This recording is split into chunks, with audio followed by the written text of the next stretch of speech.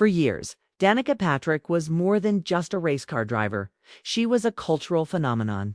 She broke into one of the most male-dominated sports in the world, smashed barriers, and became a household name even for people who had never watched a single lap of NASCAR or IndyCar. But today, she's no longer in the driver's seat, no longer dominating headlines the way she once did. And the real reason why Danica Patrick isn't around anymore might just surprise you. Danica's story began in Beloit, Wisconsin, where a young girl discovered her passion for speed behind the wheel of go-karts. By her teenage years, she was already competing internationally. And it was clear she had the rare combination of skill, grit, and charisma to climb racing's ranks. In 2005, she made history at the Indianapolis 500 by becoming the first woman to lead laps in the race. Just 3 years later, she secured a historic win in Japan, becoming the first woman to win an IndyCar event. She wasn't just participating, she was rewriting history.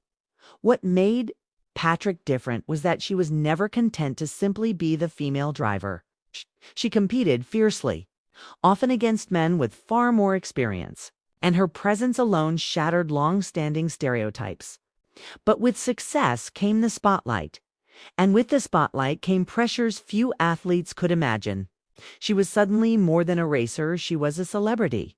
Magazine covers, television commercials, and endorsement deals turned her into a brand.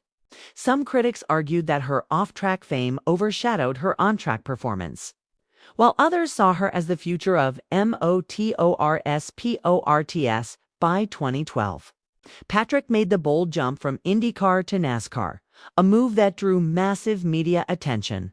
She was the first woman to earn a pole position in the Daytona 500, a feat that underscored her determination and trailblazing career. Yet the wins she had hoped for never fully materialized. Despite flashes of brilliance, Patrick struggled to secure consistent top finishes, and the criticism grew louder.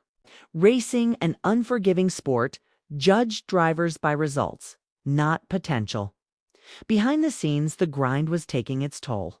Racing demands an almost superhuman level of focus, training, and sacrifice. And Patrick had been living that life for over 2 decades. Injuries, setbacks, and the constant scrutiny wore on her. By the late 2010s, she began speaking openly about her desire to step back, not because she lacked passion, but because she wanted balance. For someone who had given her entire youth to the track, it was a decision that stunned fans but made perfect sense to those who knew her best. In 2018, Patrick announced her retirement from racing after what she called the Danica Double, competing in her final Indianapolis 500 and Daytona 500. It was the end of an era, but stepping away from the track didn't mean stepping away from life in the spotlight. Instead, Patrick reinvented herself. She launched her own clothing line, authored books, started a successful podcast, and built a presence as a health and fitness advocate. In many ways, she became busier than ever, but on her own terms. And that's the surprising truth. Danica Patrick isn't gone, she's simply chosen a different road. While fans might miss seeing her behind the wheel, her legacy as a trailblazer remains untouchable. She opened doors for women in motorsports, inspired a generation to believe that barriers can be broken, and left the sport with dignity rather than fading away. Today, Danica Patrick's name still carries weight, not just in racing circles but in popular culture.